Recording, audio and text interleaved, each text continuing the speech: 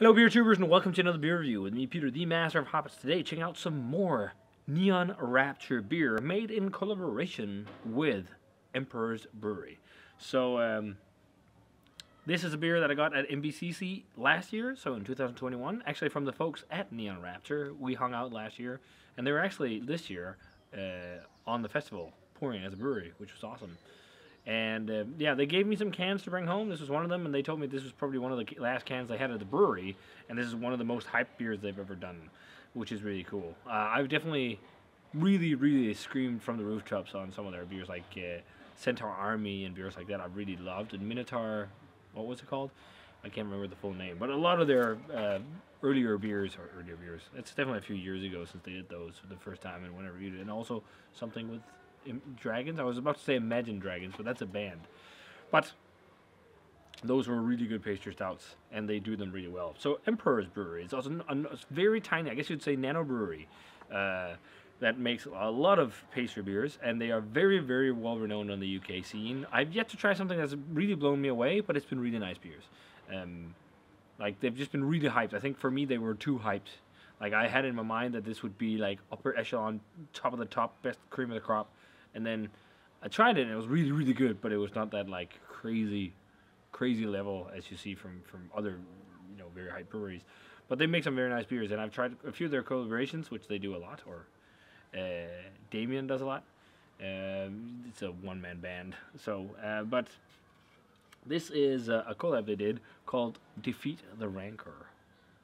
And if you know anything about Star Wars and this creature, you might have enjoyed watching, even though it wasn't the best, Book of Boba Fett, but we got to see some dope Rancor scenes in the last episode. But I'm a huge Star Wars fan myself. I love that he's gotten the ability to do, a Star Wars focused brewery without being sued. I think it's pretty amazing.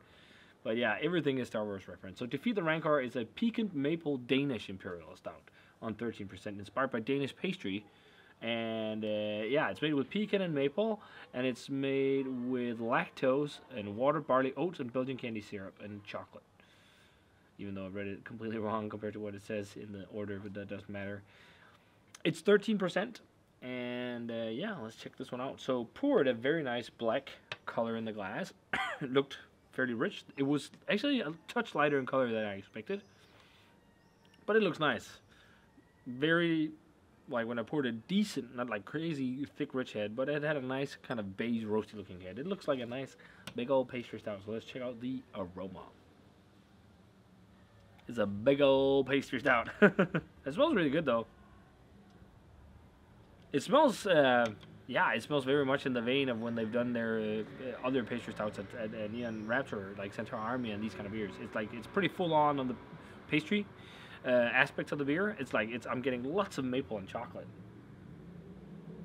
That's for sure. Even the pecan, it's like a caramelized pecan type thing, almost like pecan pie type vibes. It's interesting because this is actually not that, so I can't see the best before date or anything. But it's not like a super fresh can, but it's actually got a lot of adjunct aroma already, or still. That's the word I wanted to use. But yeah, and underneath there is a nice stouty base. It's fairly chocolatey. There is like a sweet caramel thing as well. And there is, interestingly, a hint of dark fruit. It's not like all kind of crazy pastry. It smells very nice. Let's try it. Cheers. And thanks to the Neon Rapture guys for the beer.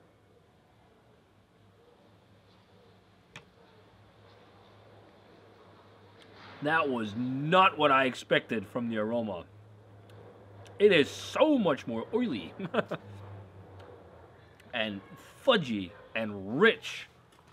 So if you love your pastry beer, I understand why you're going nuts over this. This is full-on sweet fudge bomb. A full-on sweet fudge bomb. It is so fudgy and caramelly and mapley. Still. And it tastes like real maple. It doesn't taste per se like fake flavoring. Because it's more like a sweet undertone. There's a lot of base beer with a very nice roasted malt profile, like really burnt roasty malt, but there's so much fudge and caramel that it's not like crazy. And then lactose gives a really velvety body, really giving that like really soft feeling in the mouth. It's really good. It's really, really, really good. I'm usually not the biggest fan of these anymore, but when they're done right like this, it's really good. And I'm not just tooting Neon Raptor and Emperor's Brewery horn because the guys at Neon Raptor gave me this can. This is really good. It's surprisingly holding up really well because usually these beers do not hold up very well with age. I don't know about, like, does it taste like a Danish? So in Danish we call it wienerbrød, which is, like, for some reason Danish pastry outside of Denmark is called Danish. But in Denmark it's called wienerbrød, which means pastry from Vienna. So I think it's something like it's inspired by Vienna pastries or something like that originally. I don't know if you can hear that, but there's a lot of partying going on tonight. That's crazy. They did like all kinds of weird drinking games, like in the middle of the road, just outside here. That's what you can hear right now. They did beer bowling. It's a Danish drinking game. It's so fudgy though. It's so caramelly, and lots of maple. That's really nice. And again, it's like pecan pie type flavor with that like toasted top. But I can see what they kind of was going for with the flavor profile, because some of these Danish pastries have like, maybe not pecans, but they have like almonds or like they have nuts on top, and it's like caramelized one. There's a bit of that flair in here, but it tastes more like a stout with those adjuncts, really, which I don't mind. Interesting with the Belgian candy syrup as well. I wonder if that's to dry it out or it's to boost, you know, fermentable sugars or what it is, but it's like, usually when I see that on labels, I get a bit scared that the beer would be really dry. But I'm guessing it's just fermentable sugars and that they use enough lactose so that the beer wouldn't be dried out. But it has enough roasted malt and umami. It has umami. I'm sitting with umami flavors like right now, like roasty, burnt umami.